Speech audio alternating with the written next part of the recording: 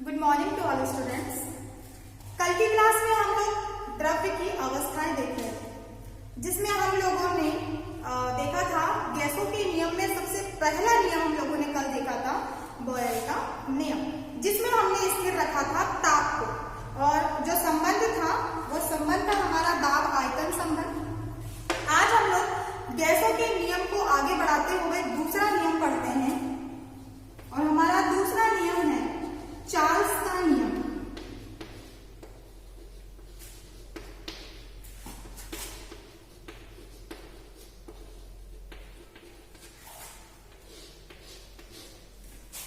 इस चार्ल्स के नियम को हम एक नाम से और जानते हैं, और वो जो एक नाम है वो है आपका ताप आयतन संबंध। ताप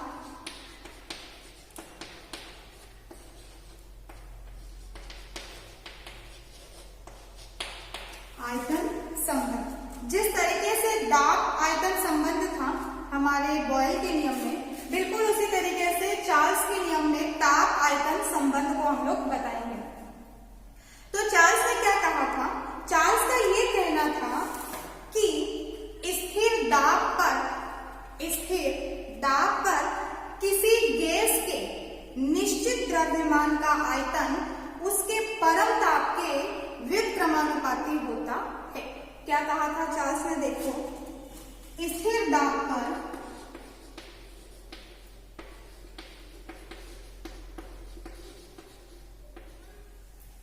किसी गैस के निश्चित द्रव्यमान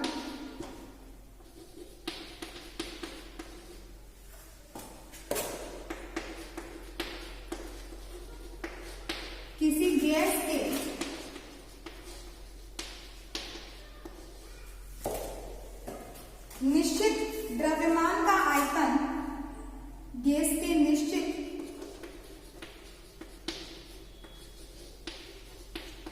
द्रव्यमान का आयतन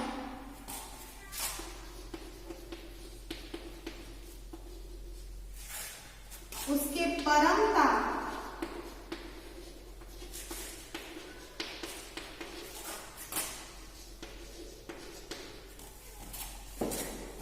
के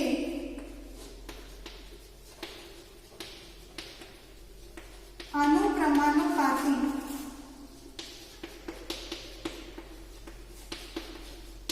होता है। ये नियम है चार्ल्स का। क्या कहा चार्ल्स ने? स्थिर दाब पर, मतलब हम लोगों ने गैलो-सेट का जब नियम पढ़ा था तब हमने स्थिर रखा था ताप को। अब हम यहाँ पे स्थिर किसको रख रहे हैं? दाब को। तो स्थिर दाब पर मतलब कि दाब काउंट नहीं होगा, किसी गैस के निश्चित द्रव्यमान, दाब में किसकी बात कर रहे हैं हम लोग? द्रव्यमान की बात कर रहे हैं। तो द्रव्यमान का आयतन उसके परम ताप के क्या होता है? अनुक्रमानुपाती होता है। अब यहाँ पर हमारे लिए एक नाम और आया परम ताप, वो हम लोग आगे देखते हैं। तो आपको ये याद रखना है कि चार्ल्स ने क्या कहा था? चार्ल्स ने किस चीज को स्थिर रखा था? दाब को, मतलब कि पी को उसने स्थिर रखा था। तो देखिए उसने क्या कहा आगे।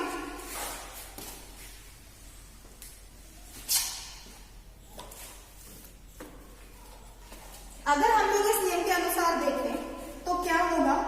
V proportional to T। क्यों? क्योंकि उसने स्थिर रखा किसको? स्थिर कौन है? P, और P क्या है? हमारा दाब। उसने स्थिर दाब को रखा है, और किसी गैस का निश्चित द्रव्यमान उसके आयतन के परम ताप के क्या होता है? व्युत्क्रमानुपाती होता है। अगर हम लोग प्रोपोर्शनल टू को हटाएंगे, अनुक्रमानुपाती को हटाएंगे, तो यहाँ पर क्या लगेगा? इक्वल लगेगा, बराबर लगेगा। अगर यहाँ पे बराबर लगेगा तो कोई स्थिरांक आएगा, और वो स्थिरांक क्या हो सकता है? हमारा k, मतलब कि k। वो स्थिरांक क्या है? हमारा k। k क्या है? एक स्थिरांक होता है।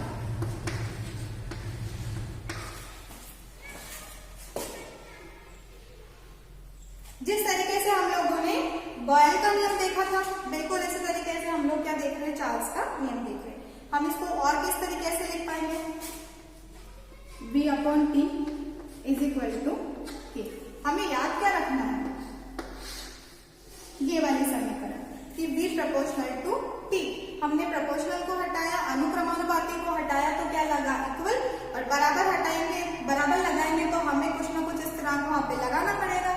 हमने के को लगा दिया। हम इसको और किस तरीके से लिख सकते हैं, v चला जाएगा t, तो v upon t is equal to k. ठीक है, अब यहाँ पर t ये परम ताप मतलब कि t इस परम ताप का मान होता है, और इसका जो मान है मतलब स्मॉल t प्लस 273, मतलब कैपिटल T बराबर क्या हो जाएगा, आपका परम ताप क्या है आपका प्लस 273 होता है, और T बराबर होता है परम ताप, और वो किस यूनिट में मापा जाता है, केल्विन में। किस यूनिट में मापा जाएगा, वो केल्विन में मापा जाएगा। तो कैपिटल T बराबर क्या है हमारा परम ताप, और स्मॉल t क्या है हमारा ताप, लेकिन वो किसमें मापा जाएगा, डिग्री सेल्सियस में। ठीक है, वो किसमें मापा जाएगा, डिग्री सेल्सियस में। डिग्री सेल्सियस में हमारा स्मॉल t मापा जाता है। तो देखो क्या कहा, चार्ल्स ने क्या कहा था कि जब स्थिर दाब पर किसी गैस के निश्चित द्रव्यमान का आयतन उसके परम ताप के, कैपिटल T यहाँ पे क्या है, परम ताप है, उसके परम ताप के क्या होगा, अनुक्रमानुपाती होगा। हम लोगों ने यहाँ पर इक्वल लगाया तो स्थिरांक लगा KT, हम इसको इस प्रकार से लिख सकते हैं v upon t is equal to k, क्योंकि हमें अच्छे से पता है कि यहाँ पर बात की गई है परम ताप की। तो कैपिटल T क्या होता है, परम ताप, लेकिन उसका मान क्या होता है, प्लस में 273, जो किस में मापा जाएगा, केल्विन में मापा जाएगा।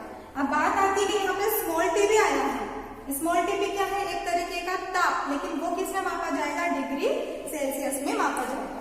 आगे देखते हैं हम लोग।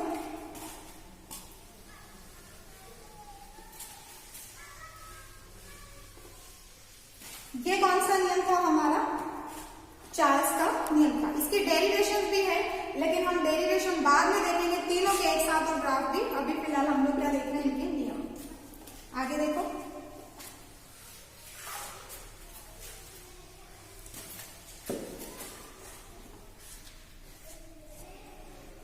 आगे तीसरा है हमारा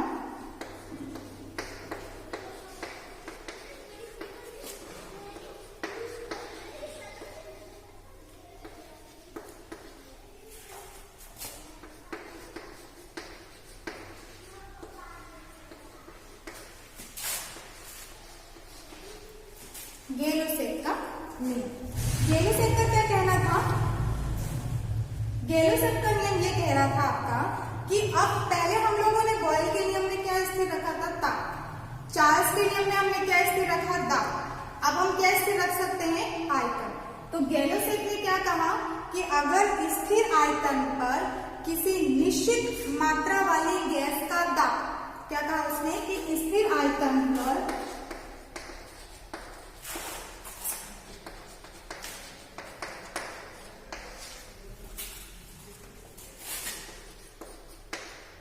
स्थिर आयतन पर किसी निश्चित मात्रा वाली गैस, किसी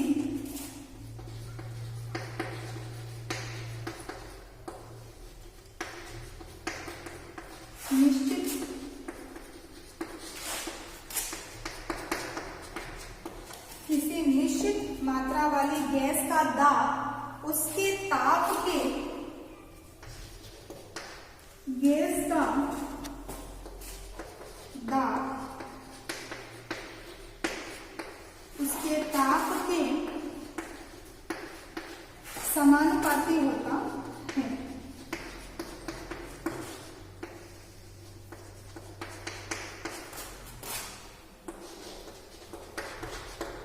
उसके ताप के समानुपाती होता है। ये नियम किसका था, गेलो-सेक का नियम।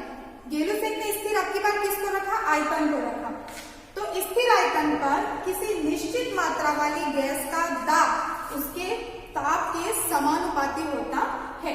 बॉयल के नियम में हम लोगों ने स्थिर रखा था ताप को, चार्ल्स के नियम में हम लोगों ने स्थिर रखा था दाब को, और गेलो-सेक के नियम में हम लोग स्थिर रख रहे हैं आयतन को। तो हम इसे किस प्रकार से लिखेंगे, P प्रोपोर्शनल टू T। दाब और ताप, चूंकि हम लोगों ने आयतन को क्या कर दिया है, स्थिर। बात वही है, आप वापिस से प्रोपोर्शनल टू हटाओगे तो स्थिरांक लगेगा, स्थिरांक और टी। अब हम इसको और किस प्रकार से लिख पाएंगे, ये इसके नीचे जाएगा तो P upon t is equal to k, P upon t is equal to k. आगे देखिए हम लोग,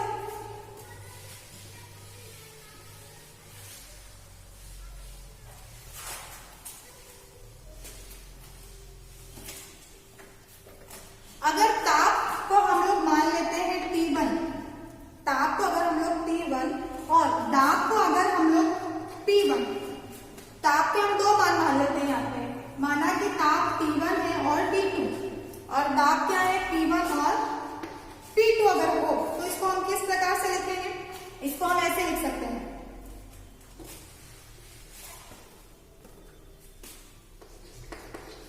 ताप क्या है T1 और T2,